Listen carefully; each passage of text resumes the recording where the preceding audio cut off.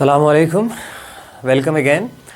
तो बेटा this is the next class of circular motion. In fact हमने सर्कुलर मोशन के जो बेसिक कॉन्सेप्ट्स हैं वो हमने प्रीवियस क्लासेस में कंप्लीट किए हैं। तो आज के इस क्लास में मैं आपको एक बेसिक सी एक्सरसाइज करवाऊंगा सर्कुलर मोशन के ऊपर, ताकि जो हमने कॉन्सेप्ट्स अंडरस्टैंड किए हैं वो थोड़े से रिपीट हो जाए और थोड़े से ज़्यादा क्लियर हो जाए। तो कुछ basic questions from which have actually been asked in that NEET exam और जेई मेंस और जेई एडवांस, वो थोड़े से क्वेश्चंस मैं आपको एक्चुअली आज इस क्लास में दिखाऊंगा। और आप याद रखिए, मैं हर बार कहता हूँ कि solution is not important but how you solve a problem that is important. तो आप एक्चुअली इस क्लास का जो बेसिक मकसद है, प्रॉब्लम सॉल्विंग का जो बेसिक मकसद है मेरा, वो ये है कि आप में एक अप्रोच डेवलप हो जाए कि एक प्रॉब्लम को कैसे सॉल्व करना है।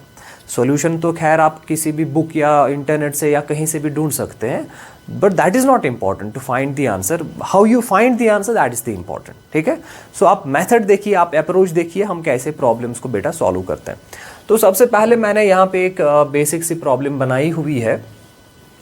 ये मान लो एक पेंडुलम जैसा है, this is a fixed point और एक स्ट्रिंग अटैच्ड है यहाँ पे, एंड द लेंथ, जो इस स्ट्रिंग की जो लेंथ है, let us suppose that length is R, ये दी है। The length of this string is given and that is capital are.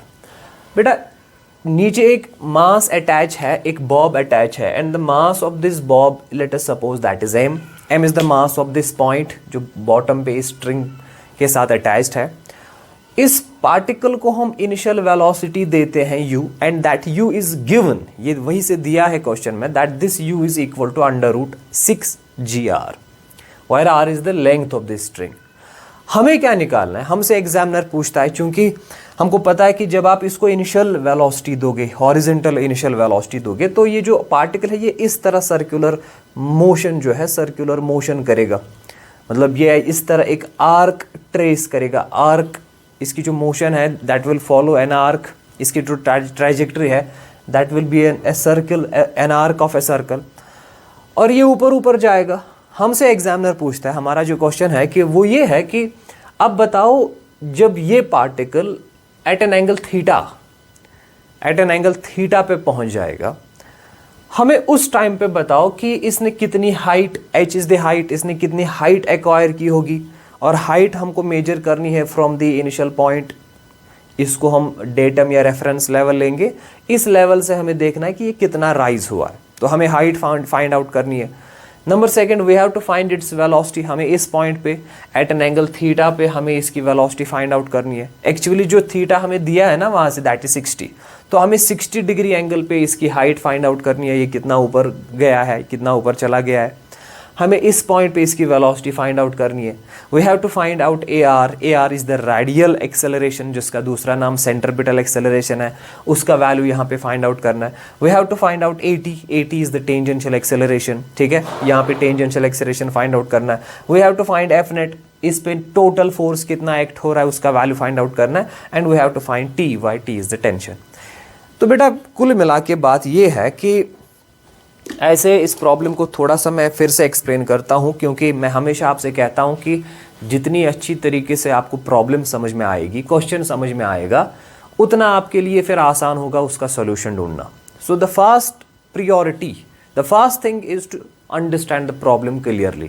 Question समझ में आएगा तभी आंसर दे पाओगे। तो फिर से एक्सप्लेन करता हूँ। ये मान लो जो बोर्ड पे डायग्राम बनाई हुई है, ये मान लो प्रैक्टिकली मैं थोड़ा सा इसको डिमॉन्स्ट्रेट करता हूँ, ठीक है। तो ये पार्टिकल है, इसका मास दिया है m। अब ये वर्टिकल पोजीशन में, मतलब वर्टिकल लाइन के साथ ये एंगल, इसकी जो स्ट्रिंग है ये 0 डिग्री एंगल बना रही है। ये जो यहाँ से यहाँ तक ये फिक्स्ड है ऊपर, ये जो स्ट्रिंग ऊपर अटैच्ड है, दिस ए फिक्स्ड पॉइंट, और जो लेंथ ऑफ स्ट्रिंग है दैट इज r। अगर मैं इसको नीचे से ऐसे धक्का दूंगा, मतलब I have to provide an initial velocity, और इनिशियल वेलोसिटी में कितनी प्रोवाइड कर रहा हूं that is given in the question, that is √6gr, ठीक है। और एक चीज क्लियर हो जाता है यहाँ पे, अगर आपको याद होगा हमने सर्कुलर मोशन में एक्चुअली पढ़ा है, एक फुल सर्कल को कवर करने के लिए, अगर एक वर्टिकल सर्कल को, एक पार्टिकल बॉटम पे है, ठीक है, अगर आप चाहते हो कि ये पूरा सर्कल कवर कर ले, तो बॉटम पे इसको जो मिनिमम वेलोसिटी देनी है ना, that should be greater then √5gr। I hope you remember this thing. ये हमने एक्चुअली इसको प्रूव भी किया है। अगर एक पार्टिकल चाहते हो कि ये पूरा सर्कल कवर कर ले, पूरा लूप कवर कर ले, तो minimum velocity that has to be supplied at the bottom that should be equal to 5 g, और you can say the velocity at the bottom should be greater than 5 g। ठीक है, तब जाके जो इस पे इसकी टॉप पे वेलोसिटी होगी that is approximately equal to g r, √g r। ठीक है, ये हमने पढ़ा है। और हमारा जो क्वेश्चन दिया है वहां जो इनिशियल वेलोसिटी पार्टिकल को आप दे रहे हो ना, that is √6 g r, and clearly this √6 g r is greater than √5 g r। तो इसका मतलब है ये जो पार्टिकल है ना, ये कंप्लीट वर्टिकल सर्कल में मूव करेगा। It will completely loop this loop, ये complete circular motion, vertical circular motion follow करेगा। ठीक है, तो हमारा क्वेश्चन है, अब देखो जब आपने नीचे इसको वेलोसिटी दी तो ये ऊपर जाएगा, और ये जो ये मान लो वर्टिकल लाइन है, ये मार्कर जो है ये वर्टिकल लाइन है। अभी ये वर्टिकल लाइन के साथ 0 डिग्री एंगल बना रहा है, पर जब आप इसको इनिशियल वेलोसिटी देंगे तो ये ऊपर जाएगा, ऐसे ऐसे सर्कल में जाएगा, तो इस वर्टिकल लाइन के साथ ये एक पर्टिकुलर एंगल जो है वो ट्रेस करेगा। हमारा क्वेश्चन है, जब ये इस वर्टिकल लाइन के साथ 60 डिग्री एंगल बनाएगा, मान लो यहाँ पे पहुंच गया है, अभी ये 60 डिग्री एंगल बना रहा है, तो उस टाइम पे हमें इस पार्टिकल की हाइट निकालनी है। हाइट का मतलब है ये ग्राउंड से कितना ऊपर चला गया उसका वैल्यू निकालना है हमें। उस पॉइंट पे इसकी वेलोसिटी निकालनी है, इसकी सेंट्रीपिटल एक्सेलरेशन निकालनी है, इसकी रेडियल टेंजेंशियल एक्सेलरेशन निकालनी है, नेट फोर्स देखना है इस पे कितना है, और हमें बेटा जो है स्ट्रिंग में टेंशन डेवलप कितना हुआ है उसका वैल्यू निकालना। So this is a question, this is actually our question, and let us see how we can solve this question. देखो बेटा, हम क्या करेंगे, सबसे पहले तो हम इस पार्टिकल की फ्री बॉडी डायग्राम बनाएंगे at an angle of 60 degree. 60 degree पे हम इस पार्टिकल की फ्री बॉडी डायग्राम बनाएंगे।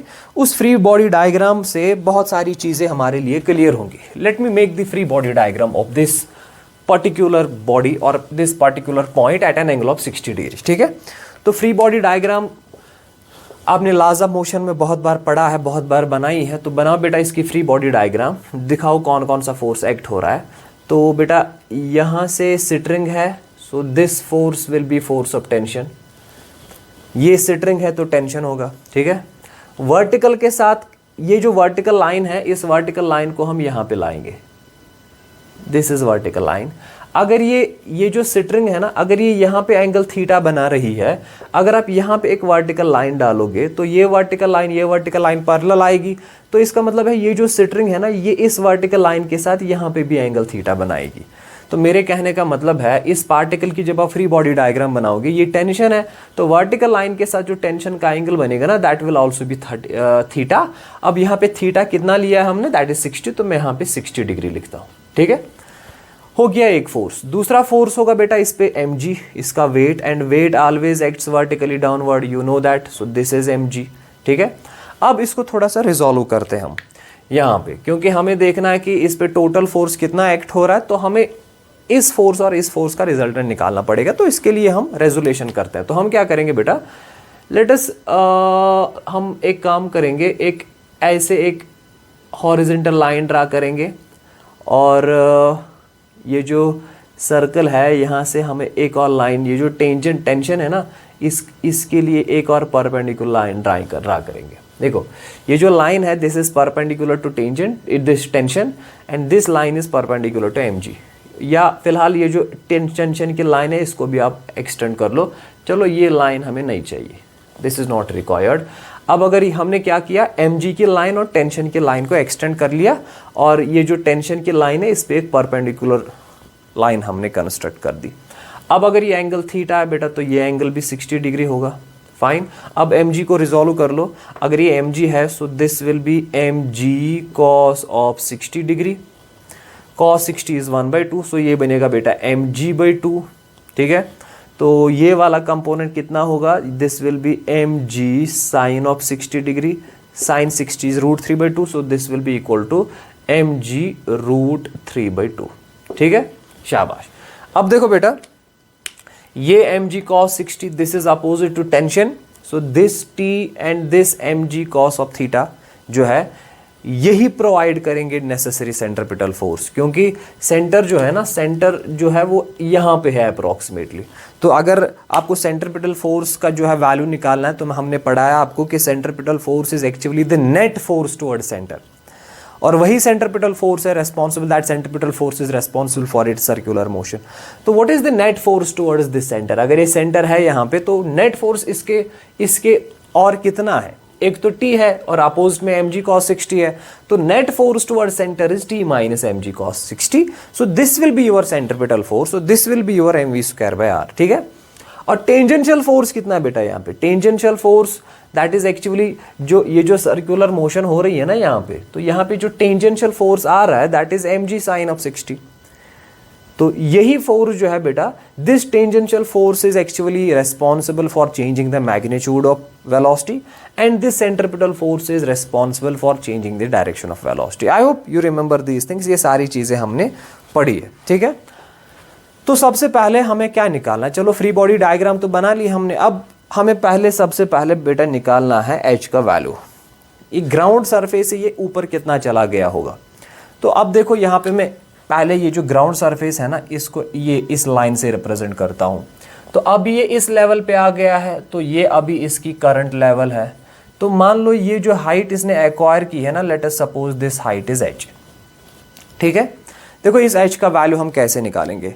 अगर यहाँ से लेके यहाँ तक बेटा r है, if the distance from this point to this point is r, so accordingly यहाँ से यहाँ तक भी r होगी, so this length is also r, ठीक है। उसके बाद हम क्या करेंगे काम, हम ये ट्रायंगल लेंगे, ये वाला ट्रायंगल, ठीक है। जिस ट्रायंगल में ये यहाँ पे एंगल थीटा है और यहाँ पे जो है एंगल 90 डिग्री बन रहा है, हमें एक्चुअली इस h का निकालना है वैल्यू। फाइन, तो हमने ये ट्रायंगल हम लेंगे। सो सबसे पहले मैंने आपको बताया, अगर यहाँ से यहाँ लेंथ r है तो लेंथ तो कांस्टेंट रहेगी ना ड्यूरिंग सर्कुलर मोशन, तो यहाँ से यहाँ तक भी r ही होगा, ठीक है। तो उसके बाद हम ये ट्रायंगल लेंगे क्योंकि हमें इसका वैल्यू निकालना है। बेटा अगर यहाँ से यहाँ तक r है तो यहाँ से यहाँ तक आपका होगा बेटा r cos ऑफ थीटा, और यहाँ से यहाँ तक आपका होगा r sin ऑफ थीटा। ये तो आपको पता है बेटा, एक राइट ट्रायंगल में अगर हाइपोटेन्यूज r है तो बेस होती है बराबर, सॉरी, अगर हाइपोटेन्यूज r है, so this is the base, this is the perpendicular is then equal to r sin theta and base is equal to r cos theta. तो इसका मतलब यहाँ से यहाँ लेके यहाँ से यहाँ तक जो आपकी लेंथ है that is r cos theta, पर यहाँ से यहाँ तक जो टोटल लेंथ है दैट इज r। अब अगर आपको इतनी लेंथ आपको फाइंड आउट करनी है, so that will be total length minus this length. Total length is r and this length is r minus cos theta. So technically this h is equal to r minus r cos of theta. So पहला part आपको h निकालना है, so this h is equal to r minus r cos of theta. So r आप common निकालेंगे, so 1 minus cos of theta. अब बेटा this is r 1 minus cos of 60 degree, क्योंकि theta 60 degree दिया हुआ है, so theta is 60 degree and cos 60 is 1/2, so that is r into 1 minus 1/2, so that is r/2, ठीक है। तो ये बेटा आपका आंसर निकला। इसने जो हाइट एक्वायर की होगी ना in terms of length of the string, इसने जो हाइट एक्वायर की होगी that is half of the length of string. So यहां से यहां तक जो आपकी लेंथ होगी या हाइट इसने एक्वायर की होगी दैट इज r/2।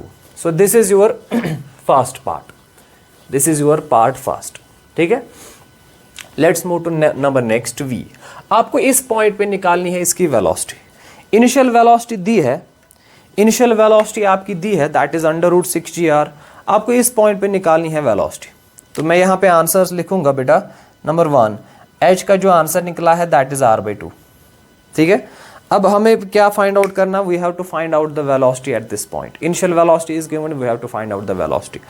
इसके लिए बहुत सारे मेथड्स हैं, हम काइनेमेटिक्स भी यूज कर सकते हैं और हम जो है बेटा कंजर्वेशन ऑफ एनर्जी के कॉन्सेप्ट्स भी यूज़ कर सकते हैं। तो जैसा कि मैंने आपको जब हमने ये पढ़ा है तब मैंने इसको सॉल्व किया है कंजर्वेशन ऑफ एनर्जी से, तो वही कॉन्सेप्ट मैं यहाँ पे फिर से यूज़ करूँगा। मतलब यहाँ पे इसकी टोटल एनर्जी देखेंगे और यहाँ पे टोटल एनर्जी देखेंगे। सिंस अगर हम ये पार्टिकल और अर्थ को ट्रीट करेंगे एज अ सिंगल सिस्टम, तो इसका मतलब है इस पे कोई एक्सटर्नल फोर्स एक्ट नहीं हो रहा है and the internal forces are conservative, then the total mechanical energy of the system will remain constant. So this is actually the statement of law of conservation of energy, ठीक है। Condition यही है कि external force act नहीं करना चाहिए और the work done by external force should be 0 and the internal forces must be constant, then the total energy of that system remains constant, ठीक है। तो वो यहाँ पे कंडीशन फिट हो जाती है। तो इसका मतलब है बॉटम पे जो इस पार्टिकल की टोटल एनर्जी होगी वही एट अ हाइट h पे इसकी टोटल एनर्जी होनी चाहिए। सबसे पहले बॉटम पे मुझे एनर्जी बताओ बेटा, दूसरे पार्ट का आंसर हम निकालने वाले हैं, हमें वेलोसिटी का वैल्यू निकालना है। तो यहाँ पे मैं लिखूंगा an total energy at bottom should be equal to total energy at an angle theta, ठीक है। टोटल एनर्जी एट बॉटम का मतलब है kinetic energy at bottom plus potential energy at bottom, this should be equal to kinetic energy at an angle theta plus potential energy at an angle theta. Fine, kinetic energy at bottom कितनी आएगी, इसकी velocity u है तो kinetic energy का value आएगा 1/2 mu square plus potential energy at bottom, क्योंकि हमने जो बॉटम लेवल है उसको रेफरेंस लिया है तो बॉटम पे जो एनर्जी पोटेंशियल होगी दैट विल बी 0, ठीक है। So this is kinetic energy at an angle theta. तो यहाँ पे इसकी वेलोसिटी कितनी रखी है हमने v, तो यहाँ पे इसकी जो काइनेटिक एनर्जी है that will B 1/2 mv square plus यहाँ पे इसकी पोटेंशियल एनर्जी कितनी है, इसने बेटा हाइट एक्वायर की है h, तो इसकी जो पोटेंशियल एनर्जी वहां पे होगी दैट विल बी mgh। अब वैल्यू सब्स्टिट्यूट कर लो, u का वैल्यू बेटा ये √6gr, ठीक है। h का वैल्यू जो है आपने निकाला है पहले पार्ट में दैट इज r/2, ये वैल्यू सब्स्टिट्यूट करके आप v का वैल्यू निकालो। सो मैं लिखूंगा 1/2 mu स्क्वायर, जब इसका स्क्वायर करेंगे आप तो ये बनेगा बेटा 6gr, ठीक है। So equal to 1/2 mv square 1/2 mv square, v ऐसे ही रखो क्योंकि हमें v का वैल्यू निकालना है, प्लस mgh, h का वैल्यू आपने निकाला दैट इज r/2। फाइन, शाबाश, ये m और ये m बेटा गया, ठीक है। ये नीचे 2, ये 2 और ये 2 भी कैंसिल हो गया, तो बचा 6gr, ठीक है। और यहाँ बचा बेटा आपका gr, तो ये gr वहाँ शिफ्ट कर लो तो -gr हो जाएगा, तो और यहाँ बचा v स्क्वायर, तो आपका जो v का वैल्यू निकला 6gr -gr that is 5gr, तो final velocity at this point will be √5gr। So this is your answer number second. जो इसकी वेलोसिटी इस पॉइंट पे होगी वो होगी बेटा √5gr। I hope you understand this thing. तो यहाँ पे मैं आंसर लिख के रखूंगा the velocity at this point is √5gr। Fine, शाबाश। अब देखो, let's move to our next part of this question. बहुत ही इंपॉर्टेंट है एक्चुअली। ये क्वेश्चन दिखाने का मेरा मकसद ये है कि इसे आपने जो पढ़ा है ना वो थोड़े से कॉन्सेप्ट्स आपके रिवाइज होते हैं इससे, ठीक है। तो ये mg/2 मैं यहाँ पे लिखता हूँ, सो this is mg/2, cos 60 is 1/2। अब देखो हमारा तीसरा पार्ट क्या है, हमें रेडियल एक्सेलरेशन फाइंड आउट करनी है। रेडियल एक्सेलरेशन का दूसरा नाम है centripetal acceleration. So we have to find out the centripetal acceleration. So हमारा जो तीसरा पार्ट है दैट इज AR और AC, इसका वैल्यू निकालना। और आपको पता है फॉर्मूला AC सेंट्रीपिटल एक्सेलरेशन की फॉर्मूला जो है दैट इज v²/r, ठीक है। अब v का वैल्यू अभी निकाला है ना आपने, यहाँ पे वेलोसिटी का जो वैल्यू है that is √5gr, so that is √5gr का whole square divided by r, ठीक है। तो बेटा ये और ये कैंसिल हो जाएगा, so that is 5gr/r, r cancel, so that is 5g। So this is your answer number 3। जो सेंट्रीपिटल एक्सेलरेशन का वैल्यू है इस पॉइंट पे that is that is 5g, ठीक है। रेडियल एक्सेलरेशन और सेंट्रीपिटल एक्सेलरेशन इज 5g। मैं लिखूंगा पार्ट थर्ड का आंसर है AC और AR इज 5g। फाइन, चलो बेटा इसके बाद नेक्स्ट पार्ट क्या है हमारा, tangential acceleration. We have to find out the tangential acceleration. और टेंजेंशियल एक्सेलरेशन अगर आपको याद है number 4 AT, tangential acceleration is actually dv/dt, अगर आपको याद है, ठीक है। You differentiate tangential velocity with respect to time and you will get tangential acceleration. अब दूसरा मेथड है टेंजेंशियल एक्सेलरेशन को फाइंड आउट करने के लिए, दूसरा मेथड है। अगर आप एक्सेलरेशन का वैल्यू फाइंड आउट करना चाहते हो, so acceleration in general is equal to force by mass. अब अगर आपको टेंजेंशियल एक्सेलरेशन चाहिए, so that will be equal to tangential force divided by mass. So AT के बदले मैं लिखूंगा FT is tangential force divided by mass. अब tangential force आप फ्री बॉडी डायग्राम से फाइंड आउट कर लो। टेंजेंशियल फोर्स वो फोर्स है जो इस यहाँ पे ये जो सर्कुलर आर्क है टेंजेंशियल डायरेक्शन में होगा। तो जब आप देखेंगे ये और ये तो टुवर्ड सेंटर है, अब एक ही फोर्स बचता है that is mg sin theta, ये आपका बनता है टेंजेंशियल फोर्स। तो सिंपली आप क्या काम करेंगे, टेंजेंशियल एक्सेलरेशन निकालने के लिए टेंजेंशियल फोर्स देखो, और जब आपने यहाँ फ्री बॉडी डायग्राम पे देखा that tangential force is mg sin 60, और mg sin 60 का वैल्यू आपने निकाला है mg√3/2, तो टेंजेंशियल फोर्स इज mg√3/2 और डिवाइड आप करेंगे मास। ठीक है, तो ये बेटा m और m कैंसिल हो गया, आपका जो आंसर आया दैट इज जो फाइनल आंसर आपका आता है that is √3/2g। So this is your answer number 4। So your tangential acceleration is equal to √3/2g। तो मैं यहाँ पे लिखूंगा, so answer number 4 is tangential acceleration is √3/2g। Fine, शाबाश। उसके बाद क्या है हमारा बेटा, नेट फोर्स। नेट फोर्स निकालने के लिए आप नेट एक्सेलरेशन निकालो और फिर फॉर्मूला यूज कर लो m इंटू ए। तो पहले आप नेट देखो, अगर आपको नेट फोर्स चाहिए सो net force is mass into A net, net acceleration. तो नेट एक्सेलरेशन किसके बराबर होगी, ये भी मैंने पढ़ाया है, that is √AC² plus AT²। याद तो होगा बेटा ये टोटल एक्सेलरेशन, क्योंकि यहाँ पे दो एक्सेलरेशन है ना, tangential and centripetal, and both are perpendicular to each other. तो दो वेक्टर्स हैं परपेंडिकुलर टू ईच अदर हैं, तो मैग्नीट्यूड किसके बराबर आएगा, √A² प्लस B²। अब AC का भी वैल्यू आपने निकाला है, AT का भी निकाला है, तो सबस्टिट्यूट कर लो। सो A नेट का जो वैल्यू आएगा दैट विल बी √AC का क्या वैल्यू आता है बेटा, this is your AC that is 5g का होल स्क्वायर। AT का वैल्यू क्या आता है बेटा, दैट इज √3g/2 का होल स्क्वायर। ठीक है, सो यहाँ से इसको सॉल्व कर लो तो आपका आंसर आएगा। जब आप इसको सॉल्व करेंगे तो बेटा आपका जो आंसर आएगा that is 103/2g। This is your net acceleration. ये आपकी नेट एक्सेलरेशन आ जाती है। अब अगर आपकी नेट एक्सेलरेशन आ गई तो बेटा आपका नेट फोर्स कितना आएगा, नेट फोर्स आएगा, यहां पे लिखता हूं, so net force will be equal to mass into net acceleration. So mass multiply कर लो, इस ये नेट एक्सेलरेशन आ गई तो मास मल्टीप्लाई कर लो, सो वो बनेगा बेटा mg into √1√3/2। So this is your answer number 5th। This is your answer number 5th। और फिर लास्ट पे क्या बचता है हमारा, लास्ट पे हमारा बचता है we have to find out the tension. और टेंशन निकालने के लिए चलो ये last, this is your answer number 5 and let's find out tension. देखो टेंशन कैसे निकालेंगे बेटा हम, यहाँ पे सेंट्रीपिटल फोर्स कितना है, what is the total centripetal force. Centripetal force की डेफिनेशन है the net force acting toward centre. एक तो T है और mg cos 60 है। अब mg cos 60 अपोजिट है, सो नेट फोर्स कितना बचता है toward centre, that is T minus mg cos 60। So मैं लिखूंगा here centripetal force is equal to T minus mg cos of 60। cos of 60 is 1/2, so mg/2।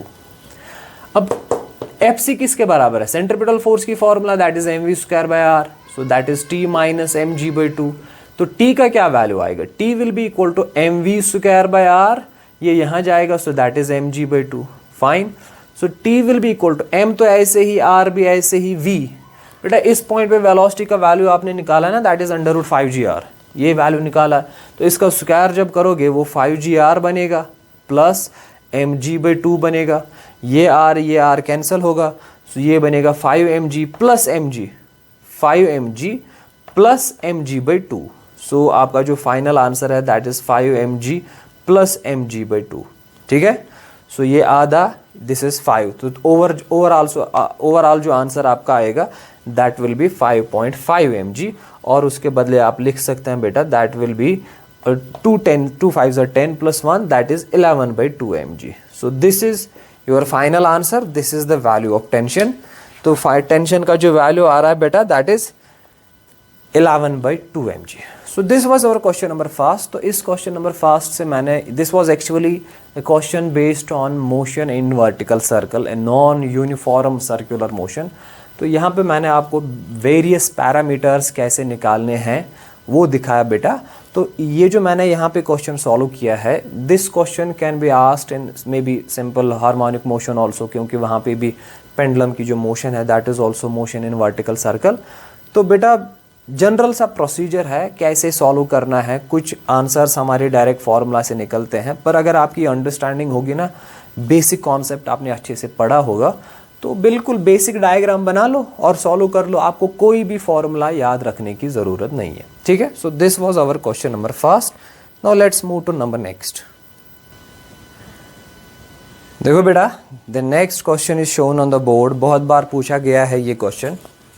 In fact work power energy में भी शायद हमने ऐसे क्वेश्चन सॉल्व किए हैं, और इसमें भी थोड़ा सा कॉन्सेप्ट वर्क पावर एनर्जी का आएगा. And the question is like, ये एक ऑब्जेक्ट है at a height h from the ground surface, और ये जो यहाँ पे सरफेसेस दिए हुए हैं ना, these surfaces are smooth surfaces, so there is no friction at all. ये जो ऑब्जेक्ट है initially this is at rest. जब ये ऑब्जेक्ट नीचे गिरेगा तो जितना ये नीचे आएगा उतनी इसकी जो वेलोसिटी है वो इंक्रीज होगी. तो फाइनली इसकी वेलोसिटी जो है वो इसको इस सर्कल में जो है मूव करवाएगी.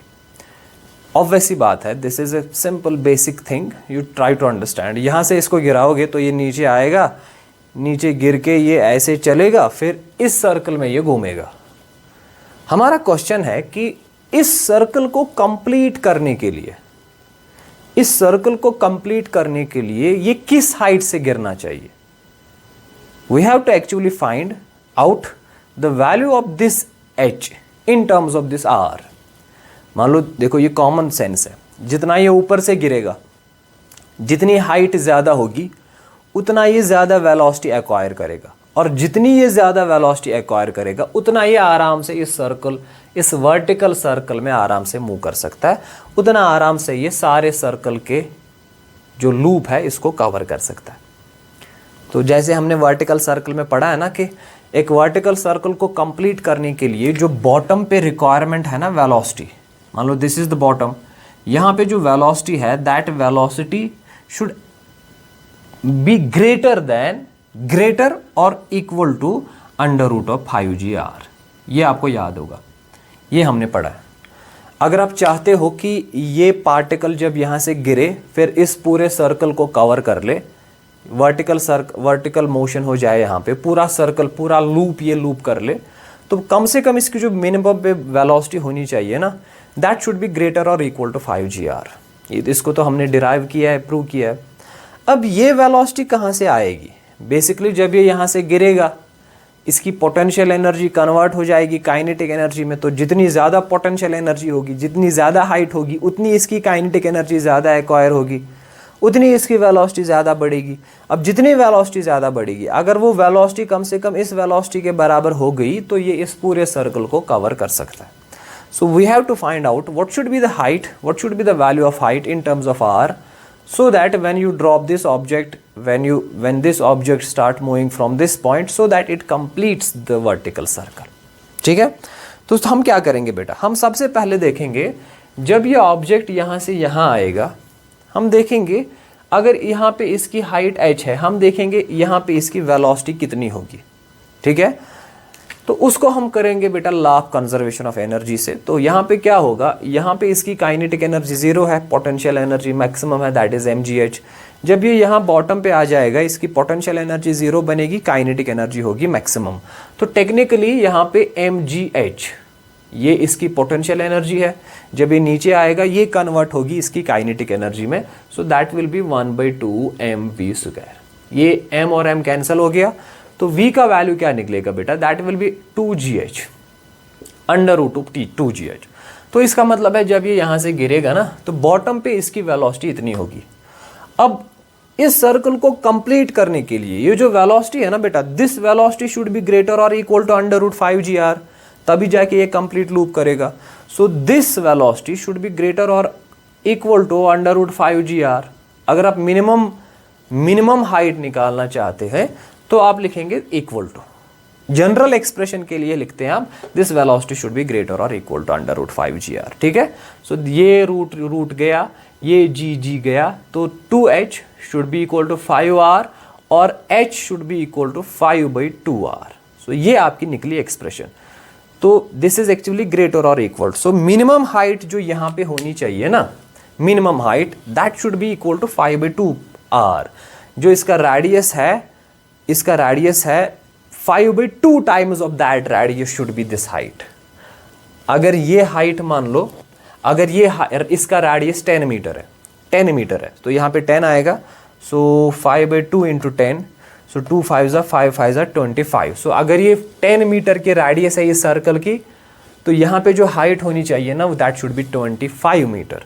जब ये 25 मीटर से गिरेगा तभी ये इस सर्कल को कवर करेगा। अगर 25 मीटर से कम हाइट होगी तो ये पूरा सर्कल कवर नहीं कर पाएगा। अगर 25 या 25 मीटर से ज़्यादा हाइट होगी तो ये इजीली इसको कवर कर पाएगा। तो हमने क्या किया, यहाँ पे इसकी वेलोसिटी निकाली, and that velocity should be greater than this critical velocity, जिसको हमने मोशन इन वर्टिकल सर्कल में डिराइव किया है। ठीक है, बहुत बार पूछा गया है ये क्वेश्चन, बिल्कुल ईजी है। ठीक है, तो आप जनरली ये जो लास्ट का रिजल्ट है इसको फिर आप डायरेक्टली याद भी रख सकते हो, that the minimum height required is 5/2 times the radius of this vertical circle. Fine, शाबाश। Let's move to next question. बेटा हमारा जो नेक्स्ट क्वेश्चन है वो ऐसे दिया है कि एक पार्टिकल एक सर्कल में मूव कर रहा है और इस सर्कल की जो रेडियस है ना, दैट इज r। ठीक है, और जब पार्टिकल इस सर्कल में मूव कर रहा है, इसकी जो एक्सेलरेशन है centripetal acceleration which is always directed toward centre, इस सेंट्रीपिटल एक्सेलरेशन की जो फॉर्मूला है वो दी है, and that formula is k square r t square, k square r t square. So इसका मतलब है this k is a constant, r is the radius of the circle, जिस सर्कल में ये पार्टिकल मूव कर रहा है, ac is the centripetal acceleration. तो यहाँ पे हम देख रहे हैं दिस t इज टाइम, यहाँ पे हमें ये समझ आ रहा है कि इसकी जो सेंट्रीपिटल एक्सेलरेशन है ना, that varies with time. A particle is moving in this circle, ठीक है, of radius r, and its centripetal acceleration is given by this formula। इसकी जो centripetal acceleration है that varies with time। और हमें क्या find out करना है, we have to find out the power delivered to the particle by the force acting on it। we have to find out the power delivered। हमें जो force इस पे act कर रहा है वो कितना power deliver कर रहा है, power delivered by force by F। हमें देखना है इस पे जो total force act कर रहा है वो power कितना deliver कर रहा है, उसका निकालना है हमें वैल्यू। तो बेटा अगर आपको पावर निकालना है, वर्क एनर्जी पावर में आपने पढ़ा है कि power is actually rate of doing work, dW/dt। This is the formula for power, total energy transfer divide by total time taken और रेट ऑफ डूइंग वर्क, जो भी है। So this is the basic formula for power. अब आपको यहाँ पे पहले work निकालनी पड़ेगी कि ये जो फोर्स इस पे एक्ट हो रहा है उसने टोटल वर्क कितनी की है। तो वर्क निकालने के लिए आपके पास एक थ्योरम है जो हमने work kinetic energy, work energy में पढ़ी थी, पहली वाली थ्योरम, जिसका नाम हमने दिया था वर्क काइनेटिक एनर्जी थ्योरम। तो वहां पे हमने पढ़ा था कि total work done by all the forces is equal to change in kinetic energy. तो हम अगर हमें यहाँ पे पावर निकालने के लिए total work done find out करनी पड़ेगी। तो वर्क डन फाइंड आउट करने के लिए हम देखेंगे इसकी काइनेटिक एनर्जी चेंज कितनी हुई है। ठीक है, because this total work done will be equal to change in kinetic energy, and change in kinetic energy जब निकलेगा तो अकॉर्डिंगली हम बेटा पावर डिलीवर्ड निकाल सकते हैं। तो इसके लिए हम क्या करेंगे, देखो हम यहाँ पे देखेंगे AC सेंट्रीपिटल एक्सेलरेशन दिया हुआ है तो पहले मैं यहाँ लिखूंगा dW के बदले में लिखूंगा dW is equal to delta K divided by dt। Delta K total change in kinetic energy divided by T is the total time taken. ठीक है, तो काइनेटिक एनर्जी निकालने के लिए बेटा हम इनिशियल काइनेटिक एनर्जी और फाइनल काइनेटिक एनर्जी निकालेंगे। तो वो हम निकालेंगे इस वाली फॉर्मूला से। हमारा जो सेंट्रीपिटल एक्सेलरेशन का वैल्यू दिया है that is k square r t square, पर हमें पता है सेंट्रीपिटल एक्सेलरेशन की जो फॉर्मूला है that is v square by r। यही फॉर्मूला है ना बेटा। So v square by r is equal to k square r t square. अब यहाँ पे हम अगर इसको कन्वर्ट करना चाहेंगे काइनेटिक एनर्जी में तो क्या करेंगे, पहले यहाँ v स्क्वायर का वैल्यू निकालो। Therefore v square is equal to k r into r is r square, k square r square t square. अब अगर आपको काइनेटिक एनर्जी का वैल्यू निकालना है general formula, so that is 1/2 mv square. तो 1/2 ऐसे ही आएगा, m भी ऐसे, v स्क्वायर के बदले ये वैल्यू दे दो that is k square r square t square. So this is the value of kinetic energy. Fine. अब उसके बाद काइनेटिक एनर्जी का वैल्यू आपने निकाला है ना बेटा, इसके बाद इनिशियल काइनेटिक एनर्जी निकालो, फाइनल काइनेटिक एनर्जी निकालो। इनिशियल काइनेटिक एनर्जी के लिए आप जो इनिशियल टी का वैल्यू देंगे वो 0 देंगे तो इनिशियल काइनेटिक एनर्जी 0 निकलेगी। फाइनल काइनेटिक एनर्जी निकालने के लिए टी का वैल्यू टी देंगे तो फाइनल काइनेटिक एनर्जी निकलेगी। तो फिर चेंज इन काइनेटिक एनर्जी निकालो, फॉर्मूला में डाल दो और आंसर निकलेगा। सो जब आप डेल्टा के निकालेंगे तो इनिशियल काइनेटिक एनर्जी के टाइम पे टी का वैल्यू 0 देंगे तो ये सारा टर्म 0 बनेगा। तो delta k will be equal to k f minus k i. So initial kinetic energy is 0 तो फाइनल काइनेटिक एनर्जी आपकी डायरेक्टली यही निकलेगी। So 1/2 m k square r square t square. ठीक है, so this is your final kinetic energy और change in kinetic energy. अब आप क्या करेंगे बेटा, यहाँ पे आपने देखा है दैट दिस आपकी जो पावर की फॉर्मूला है that is rate of doing work. You can write D by d t. Work जो है ना इसको ऐसे लिख सकते हैं। फिर हम लिखेंगे d by d t work जो है that is equal to change in kinetic energy delta K. Work energy theorem यही है that the work total work done is equal to change in kinetic energy. So this is equal to d by d t. अब change in kinetic energy का value यहाँ हमने निकाला है that is 1/2 m k square r square t square. अब इसकी differentiation कर लो with respect to T तो टी स्क्वायर की 2t बनेगी। सो वो 2 इस 2 के साथ कैंसिल होगा तो फाइनल जो आंसर आएगा that is m k square r square t. So this is the total power delivered. I hope you can solve this thing m k square r square t. एक और method है हमारे पास, वो ये है कि हम यहाँ पे टोटल फोर्स निकालेंगे, सेंट्रीपिटल भी टेंजेंशियल फोर्स भी, और फिर पावर की जो फॉर्मूला है that is F dot v. आपको याद होगा ये, तो इससे भी हम बेटा ये क्वेश्चन सॉल्व कर सकते हैं। बहरहाल जो मैंने तरीका दिखाया this is the simplest one, इसको बार बार देखिए तो आपको समझ ही आ जाएगा। तो बेटा ये अगला क्वेश्चन बोर्ड पे दिखाया गया है, ये आईआईटी में पूछा गया था, जेईई एडवांस का क्वेश्चन है, 2011 में पूछा गया था, बिल्कुल बेसिक सा क्वेश्चन है। This is actually based on the conical pendulum, on the concept of conical pendulum. Conical pendulum मैंने आपको motion in non uniform circular motion में पढ़ाया है, तो उसी पे बेस्ड है ये एक्चुअली कॉनिकल पेंडुलम।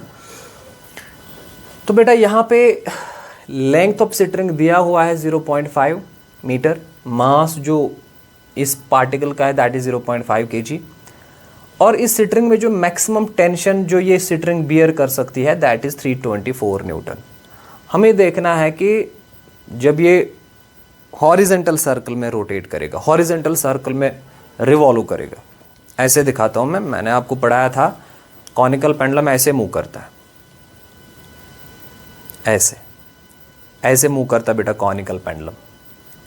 ठीक है, तो लेंथ ऑफ सिटरिंग दी है 0.5 मीटर, मास जो इस पार्टिकल का है दैट इज 0.5 kg, और जितना ये तेज घूमेगा, जितनी इसकी एंगुलर वेलोसिटी या वेलोसिटी बढ़ेगी उतना सिटरिंग में टेंशन ज़्यादा एग्जिस्ट होगा। सिटरिंग जो है ज़्यादा से ज़्यादा 324 न्यूटन टेंशन बियर कर सकती है। तो इसका मतलब है हमें एंगुलर वेलोसिटी का लिमिट फाइंड आउट करना है कि ज़्यादा से ज़्यादा इसकी एंगुलर वेलोसिटी कितनी हो सकती है, क्योंकि अगर एंगुलर वेलोसिटी ज़्यादा बढ़ेगी, टेंशन बढ़ेगा तो सिटरिंग कट हो जाएगी। तो अगर इसमें ज़्यादा से ज़्यादा 324 न्यूटन का टेंशन एग्जिस्ट हो सकता है तो ये मैक्सिमम किस एंगुलर वेलोसिटी के साथ जो है बेटा मूव कर सकता है।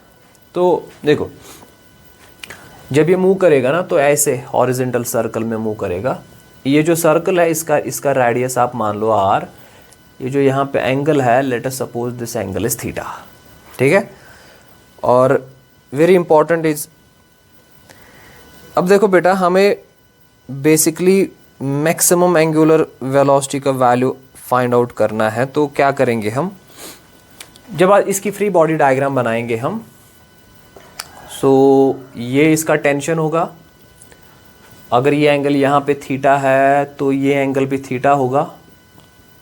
इस पे कौन कौन सा फोर्स एक्ट करेगा बेटा, ये mg, ये टेंशन के दो कंपोनेंट हम करेंगे, ये बनेगा t cos ऑफ थीटा, ये कॉन्सेप्ट में पढ़ाया हुआ है हाँ, and this is t sin theta. I hope कि आपने पहले मेरे क्लासेस देखे हुए हैं, तब जाके ये आराम से आपको समझ आ जाएगा। सो टुवर्ड सेंटर जो टोटल फोर्स है that is t sin theta. So आपका जो सेंट्रीपिटल फोर्स है that is t sin theta is your fc, so that is your mv square by r, और in terms of angular speed हम लिखते हैं m omega square r। ठीक है, अब देखो बेटा, so this is t sine theta, this is equal to m omega square. ये जो r है ना बेटा, इसका वैल्यू हम निकालेंगे इन terms of length, in terms of length. इसके लिए ये ट्रायंगल आप देख लो, ये ट्रायंगल अगर ये L है तो यहाँ ये हो गया इसका L cos theta, this will be L cos theta, and ये हो गया इसका L sin थीटा। तो इसका मतलब जो रेडियस है ना that is equal to L sin theta. ये भी दिखाया हुआ है मैंने क्लास में। अगर लेंथ ऑफ सिटरिंग L है देन यहाँ से यहाँ जो वर्टिकल डिस्टेंस है that will be L cos theta, अगर ये थीटा है and this will be L sin theta. तो इसका मतलब है R के बदले आप लिख सकते हैं L sin थीटा। अब ये sin थीटा ये sin थीटा हो गया कैंसिल, ओमेगा किसके बराबर निकलेगा बेटा, that will be T divided by m into L, M L होगा डिवाइड अंडर रूट। अब अगर आपको ओमेगा का मैक्सिमम वैल्यू फाइंड आउट करना है तो टेंशन का मैक्सिमम वैल्यू दे दीजिए, that is 324 divide by mass दिया है 0.5, लेंथ भी दी है 0.5। तो इसको सॉल्व करके रेडियन पर सेकेंड, वहां से आपका maximum value of angular speed जो है वो निकलेगा बेटा। ठीक है, शाबाश। अब देखो बेटा, एक और क्वेश्चन है इसी कॉनिकल पेंडुलम पे बेस्ड है, इसलिए मैंने डायग्राम रब नहीं की, खाली डाटा थोड़ा सा डिफरेंट है। ये 2017 जेईई मेंस में पूछा गया था। अगर आपकी जो लेंथ है ना, सिटरिंग की जो लेंथ है दैट इज़ 1 मीटर, अगर लेंथ 1 मीटर है और आपका जो थीटा है this theta is 45 degree, fine, शाबाश।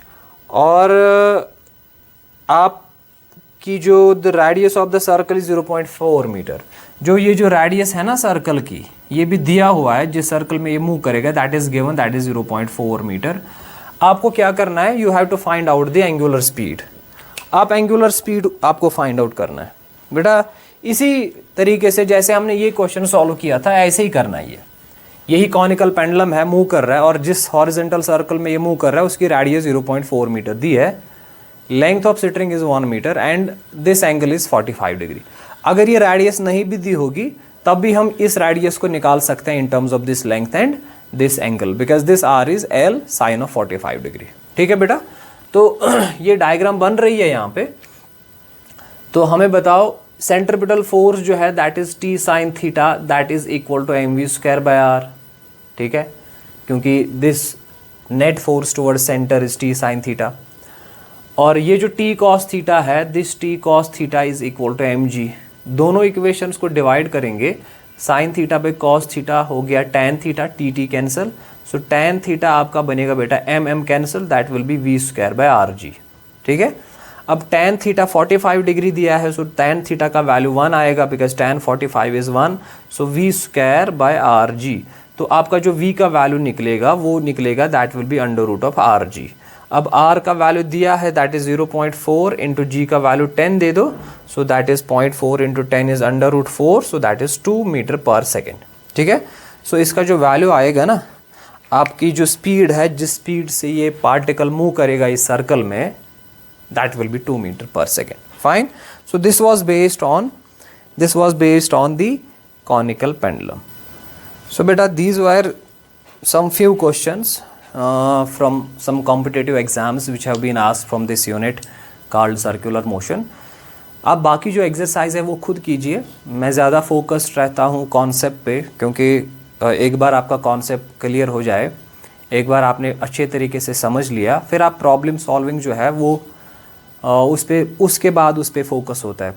The first thing is to learn the concept, number second is to try to solve maximum number of problems. तो फिलहाल मैंने बेसिक प्रॉब्लम्स और कैसे करनी है सॉल्व कॉन्सेप्ट के साथ वो दिखा दी है। अब आप बेटा कोशिश कर लो, आपके जो पास्ट ईयर पेपर्स हैं, क्वेश्चन पेपर्स चाहे नीट के हों जेईई के हों, उन क्वेश्चंस को आप कोशिश कर लो सॉल्व करने के। ठीक है बेटा, थैंक यू वेरी मच।